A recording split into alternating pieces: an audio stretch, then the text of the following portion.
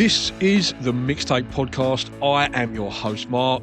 If you enjoy this week's episode, please feel free to rate it 5 stars wherever you listen to your podcasts. You can find over 140 archive episodes just by visiting themixtapepodcast.com. And there you will also find the link to my Mixcloud. On the Mixcloud channel, you can also hear the music that my guests pick for their mixtape. Also on the website are my social media links and YouTube channel. You can find all of that good stuff at themixtapepodcast.com. Thanks so much for listening, and I hope you enjoy this week's episode. Hello and welcome to this mixtape for Radio Fremantle 107.9 FM and themixtapepodcast.com. Joining me today, it's an absolute pleasure to be chatting to CJ Pierce from Drowning Pool. How are you, mate? Doing great, man. It's busy as ever, but that's good, man. We're getting amped up for an upcoming tour. So yeah. Busy as well with the 25th anniversary release of Sinner, which is what we're mainly going to be talking about today. Vinyl reissue, limited edition coloured vinyl, and there's a digital release as well. Lots of new tracks. That is out tomorrow, June the 5th. You can get all the information on that, drowningpool.com. First of all, CJ, just want to chat about the bonus tracks that are on the new version of the album. Talk to us about some of those. Yeah, that's on the the digital online version of it. Wanted to do a lot of special stuff, with it coming up, and a few tracks that haven't been out in a while. They came out. Break You was the last one we actually recorded during the Cinema session, and it was for a little time out there. It was on the Scorpion King soundtrack, which I don't believe is available now. So that's something I wanted to make available again. And we had an awesome time working with Rob Zombie to Man Without Fear. So that's actually the first song we recorded after David passed away. Again, something around that time period we wanted to have out again. That was on the Daredevil one, but Man Without Fear is an awesome track. And then, Triple X movie came out, and it's this really cool scene where cars run up the bridge. You have, Chris Renna, that was 9 Inch Nails. I worked with them, did a remix a while back too. So I just wanted this available to fans because, throughout the years I've had people ask about it, and, people even ask us to play it live and things like that. So, now that the 25th anniversary here, I think that's something special for us to have. And with all the vinyl variants and the colour vinyl, are you much of a vinyl collector yourself, CJ? Oh, I am, man. I grew up in New Orleans, and I had a pretty good collection before I moved to Dallas, and I inherited some of my father's as well. But we had one of the hurricanes, and everything got wet, and everything just house flooded, and all of it stuck together. So I was pretty down about that for a while because I was trying to peel them apart, but all that cardboard was it stuck to the plastic, and then you had to scratch it off, and then scratching the record. So I'm slowly but surely been recollecting them. My wife and I have it. I actually have a full PA in my living room, and I have the record player, and I keep everything at your analog PAs just because I want to keep that purity of it. And when I'm home, which has been rare the last few years, but when I am home, I could do things on Sundays with the family. We just listen to albums like I used to, front to back. It's give Daddy 1 hour, sit down, and we're gonna do old school, and just kind of sound as pure as it can sound. So I'm building my collection again. Yeah, I did a similar thing. I came to live here in Australia in 2010, and I was a backpacker just traveling around with a backpack. So I sold all my records and CDs before I came out here, and only in the last sort of 5 or 6 years I've started recollecting everything again. I'm trying to get back to where I was, but yeah, it's a long process. It is a long process, yeah, for sure. It's a long process, and the thing is just it does. Dude, everything sounds great. Digitalized is awesome, but there's something about that record that just, especially the way I have it set up, that's just got a little something extra into it. But it's nice to just put the phone down and just listen to somebody's art and their whole project. Just take that time out of your life. It's just great all around mentally, and just rock and roll, baby. Fantastic. And just going back to the recording and making of the Sinner album, which song was hardest to write or get right in the studio? None of it was hard to get right. We had been jamming, Mike, Stevie, myself, Mike Luce, our drummer, Stevie Ben, our bass player, myself, had been friends since high school and jamming together for a long time. And, we were pretty much just a 3-piece for a minute before we got Dave Williams to take off. So a lot of stuff had been written earlier on. Dave came in and put the icing on the cake, and then we did work on the scene for a good 4 years on top of that. So, no, man, the process was great. It was exciting because the first major label record we did. Jay Baumgartner was an amazing producer and mixer. The thing sounds freaking amazing to this day. And it was fairly easy. It was just fun, man. It was exciting and fun for us the whole way through, man. Yeah. And obviously, Bodies is many people's favorite, and I think it's fair to say sort of standout track on the album. But are there any other tracks on the album that you personally feel are sort of a bit sort of underappreciated and, you know, Yeah, coming up now on the anniversary, we haven't played the whole Center record in forever, man. And the certain songs, we still play Bodies and Center and Tearaway within the set list, but sometimes, we'll trade out throughout the years, different, singers we've had different times. Lately we throw out Mute again. We haven't played Mute, I think, since probably back when the record came out and with Ryan in it. That just has a cool vibe to it that, we just haven't had in so long. And then for me, when we haven't played, I'm excited to play is Follow. I just love the structure on that one. And balance it up. It's one of my favorite solos. And Sermon has always had a good jump. So Sermon has come in and out throughout the years. With it hasn't been in the set list recently for a while, but the last time it was great. So I'm looking really forward to that one. And All Over Me is one we really haven't done. And I realized, here we are, revisiting it, getting ready for the tour, and just that just has another jump. To me, it has almost that intensity next to Bodies. It probably could have been, an extra runner-up, if you will. I'm not sure. Like, people know Bodies. If you haven't had the record, I heard Sinner, All Over Me, another one of my favorites. Man, I just gonna name every record. I'm just gonna go through the whole album. Yeah. You just name. with the tour that you're just about to go on, are you doing the album front to back as a sort of anniversary sort of thing, or are you just throwing a lot of tracks in from the album? How are you doing it? We're gonna play everything off the record in its entirety, and I love mixing up the set list to have a flow. We had a really cool set list that we found actually when we toured the first time. We used to open with Pity. I know the record does open with Center, the song Center. We have been doing that lately, but we're gonna be back into the room, this next week before we fly out, doing exactly that, going through several different ways of doing it. And I would like to. I'm not making any promises or anything like that, but I would like to entertain the idea of the bonus tracks we're playing it, but we haven't. We played those since we recorded it, so it's another thing to work on. But we're doing 5 festivals coming up. We have like 8 club shows for starters, then a little break, and then we have a full blown tour. So we we get to feel everything out as we go with the fans. But I want to make it an all day, hats off to Dave Williams as well. We had songs that we love that we used to play on some demos before we even released Center that we went into recording, but they didn't make it. And I would love to play those songs. There's a song called You Made Me from back in the day, and Less Than Zero. Man, if we played those live too, that would be cool. Because to everyone else, it'd be like almost like a brand new song in the set list, but it's from the Dave era. And back in 2001, did you have any sense at all that the album you were making was going to go on to sort of have the legacy and influence that it has? Not at all, man.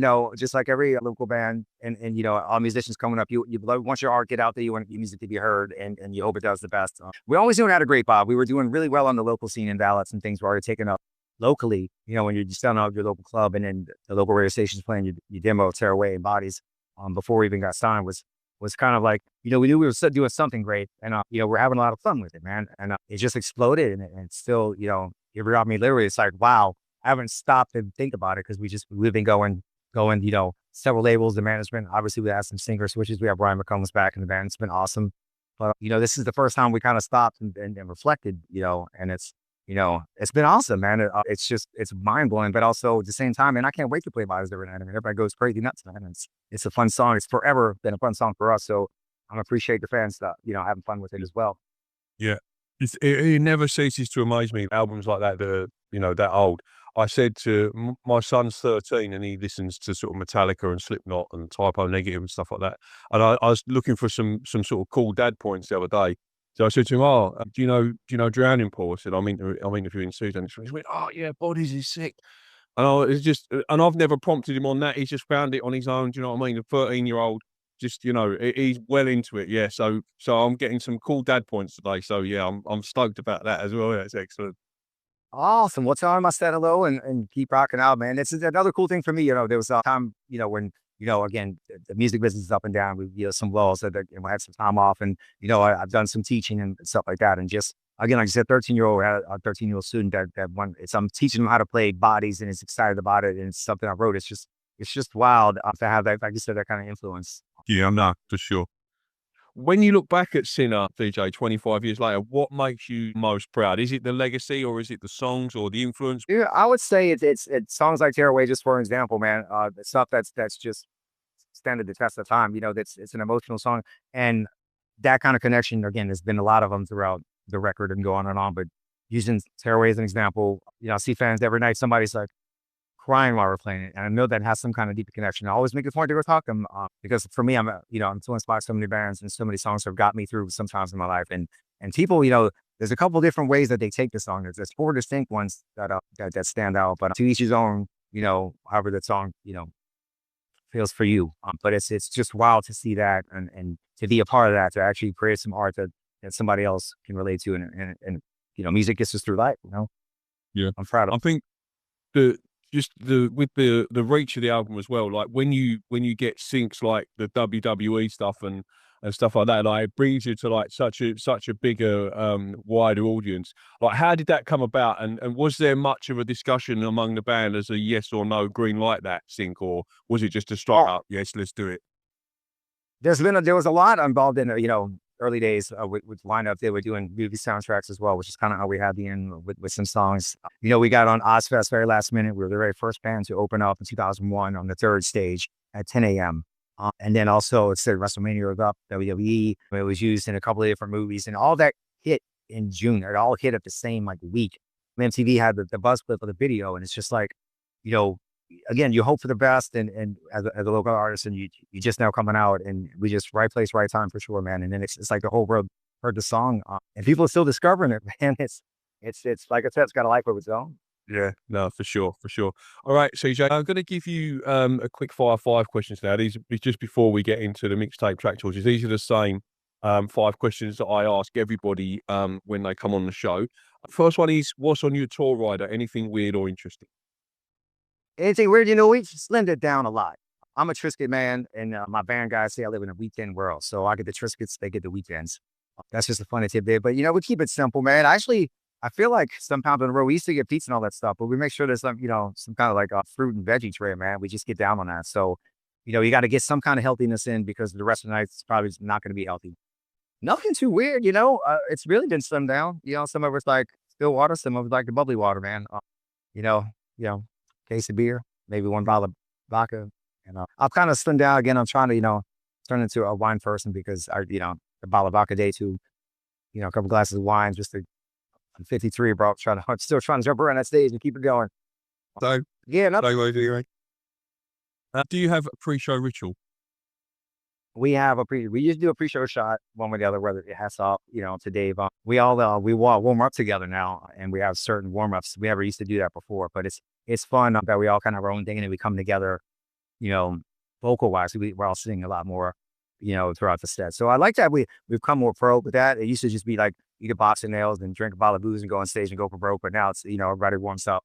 So that's part of the ritual. We're a good hour before the show. We want to come out strong and professional and put on a proper show for everyone. You paid the ticket and I want to put a show on for you. So pre-show shots, some warm-ups, and then we go. Excellent. And do you have like a home comfort that you always take on tour with you? Something from home. Well, I have I have one guitar that just, I have a lot of guitars, but this is one I got. It was a cheapy one as a throw around pillow, if you will. That I wouldn't worry if it gets scratched and beat up. I've had it, 15, almost 20 years now, but now it's like my favorite guitar, and I just write on it all the time. So I got to have that with me every time I play it. I'm actually I haven't played it on stage. It's always been on the bus for me to write on, but this time around, I'm going to bring it out for the world to see. But I got to ask that with me. That's my main thing. I'm trying to think of anything else. Again, we just been slimming it down, man. That's a small backpack. And that's about it, man. Pictures on my phone and of the family. Yeah. But that's my technology now. Just, yeah. What is your favorite city to play live? That's a tough one, man. We've had so many great shows over 25 years with so many great bands.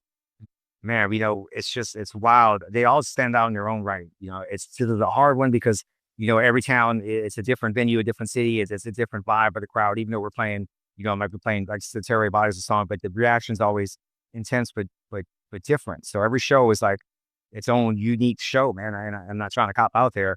We're coming up on the Download Festival again, so I'm excited about that. That was a big excitement for us back in 2001, 2002 when we did that with Dave.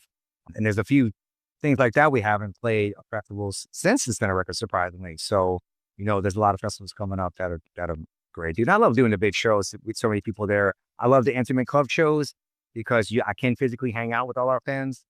So, I guess I love it all, man. And finally, CJ, if you could time travel to any concert in history, which concert would you choose? It's so easy on this one, man. Madison Square Garden, Led Zeppelin, baby. I would be there front and center. Led Zeppelin's one of my favorite bands. They got the new documentary out, and Become Led Zeppelin. I've watched that religiously.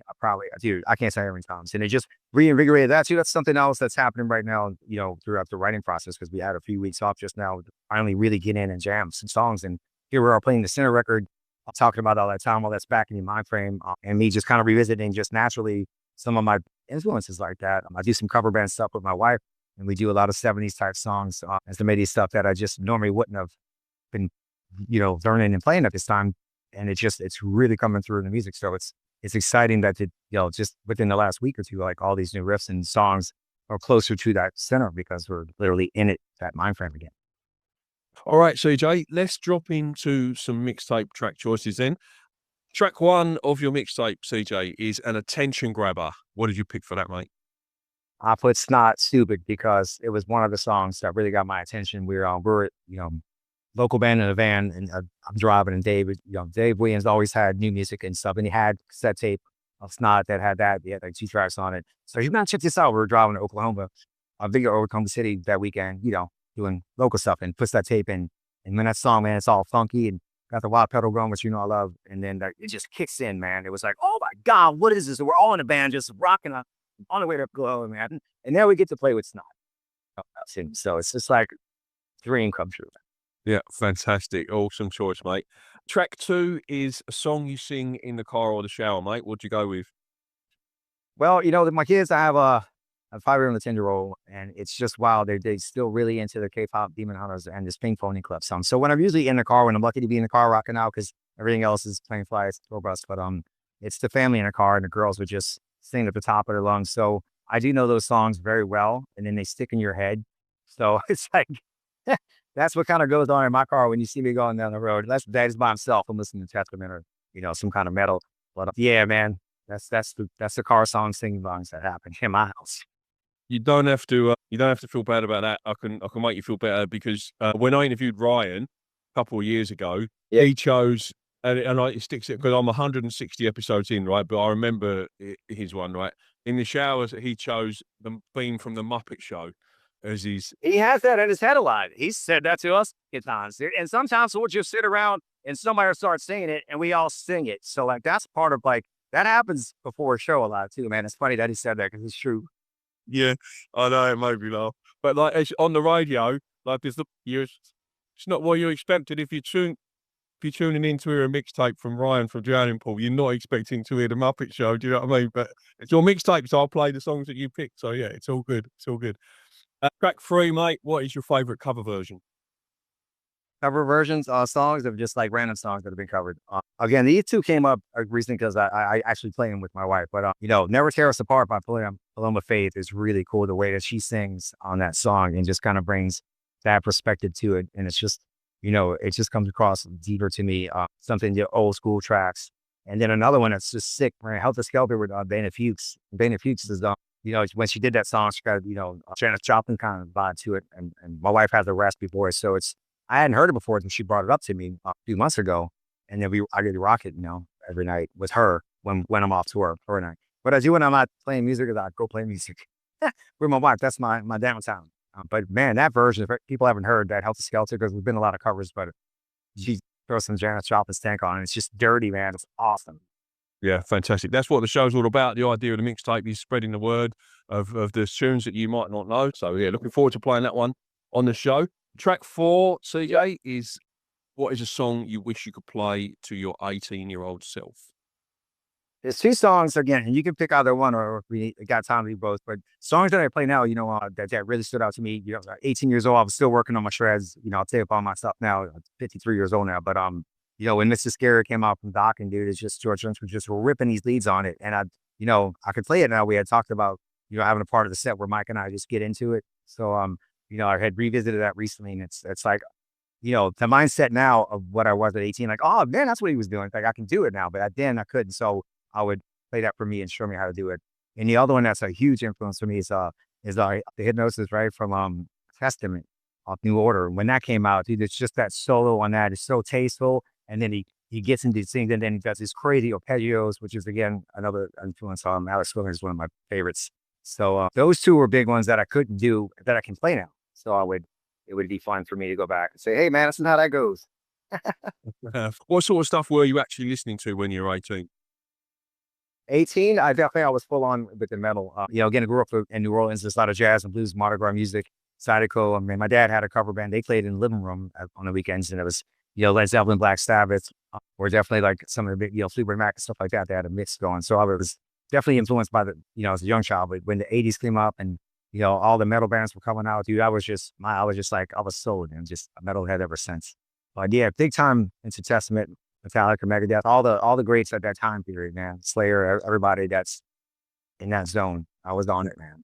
Yeah, excellent. Right, track 5 is a love song, CJ. If you're trying to let someone know you're romantically keen on them, what song would you use for that? It's Elvis. I Can't Help Falling in Love with You. That's just your go-to. My wife and I. And then we have her sister's getting married here next month, so we're actually going to be performing it together. So it's going to be cool to do that. So that's the go-to love song right now. Excellent. And yeah, my dad was the biggest Elvis fan. And listening to Elvis always reminds me of him. Yeah, love that one. And finally, CJ, track 6 is a deep cut album track or B-side. Yeah, I'm not sure where that landed up with Metallica, but Metallica Bread Fan is one of my favorites. I know it wasn't on one of the mainstream albums. I forgot which one. Forgive me, because of just every Metallica record just popped in my brain. But when that came out, and it was that to me was just blew my mind. It's just it's kind of a diva track, I think, in a cover tune, and I've always wanted to play it or cover it in our band. So another one I kind of throw that out at the guys every now and then. We just haven't gotten to it yet, but I would love to rock that. That's one of my kind of like left field Metallica songs that are just freaking sick, dude. All right, CJ, we've got a couple of minutes left, so I've got a game that I've started doing on the radio I've only done it with local Perth bands so far. I haven't quite got into doing it with the more internationally known names. We'll have a crack. We'll see how it goes. You up for playing a game? All right. So, you familiar with the game Kiss, Marry, Avoid? Are you familiar with that game? Not exactly. What's the premise? Well, okay. So it's a musical twist on that. I give you 3 band names, and the game's called Collab, Tour, or Diss. Right. So I'll give you 3 band names. You've got to collaborate on a songwriting track with one of them. You've got to go on tour with one of them, and you've got to write a diss track about the other one. All right. Oh wow. Okay. That's right. It'd be hard, but we'll see. It's the fun for this for me is not the game, but picking the choices that I'm going to give you. So the bands I'm gonna give you are Snot, Led Zeppelin, and Soil. Not Led Zeppelin and Soil. Not for sure. I would, my God, collab with Led Zeppelin. I would tour with. So that just leaves, even though we're all brothers in family, he put Soil on there. Not that I have any reason to diss them. I love those guys, man. But I did would fall into this track. But I would be real subtle about it. I wouldn't be like honest, because I do, man. Tim, Adam, Ryan, and brothers, man. Yeah, excellent. CJ, it's been an absolute pleasure chatting to you, mate. Thanks so much for coming on the show and making the time. The 20th anniversary of Sinner is out now on vinyl, limited edition coloured vinyl, and the updated new tracks are on all the platforms. You can grab your vinyl from drowningpool.com. Thanks so much, mate. Take care. Dude, thanks for having me, man. Hopefully be back there again. You said you're in Perth, right? Yes, I am. Yeah. Yeah, man. Perth was awesome. There's a lot of people in Perth, man. I know we were all downtown walking around, and it was fun and interesting, man. But that was one of the great shows that we had while we're there. But we're looking to get back hopefully next February. Dude, thanks for having me. Hopefully I can meet you someday. Yeah, no, that'd be great. Thank you. I'm sure Dexter, my son, will be up for that as well. Brilliant. Thanks, CJ. Safe travels, mate. All right, man. You see how you're doing. Thanks. Bye-bye. Thank you so much for listening to this week's mixtape. If you would like to get more from the mixtape, you can catch up with over 150 archive episodes by visiting themixtapepodcast.com. Also there you'll find links to the YouTube channel, my social media pages, and my Patreon if you would like to get even more content that doesn't go out on the radio show or the podcast. You can secure your mixtape backstage pass. All of those links are available at themixtapepodcast.com. You've been listening to The Mixtape, and I've been your host, Mark. Until next time.